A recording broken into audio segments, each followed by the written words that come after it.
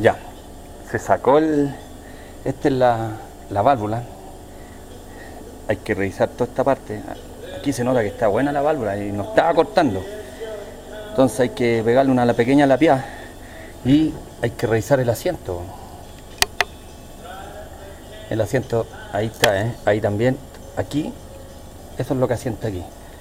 Ya, se nota que está bueno. Seguramente era una suciedad que tenía aquí arriba y por eso no estaba. Ya, así que ahora vamos a tomar los diámetros y para ver cómo está ajustando. Si hay mucho claro, vamos a mandarla a rectificar.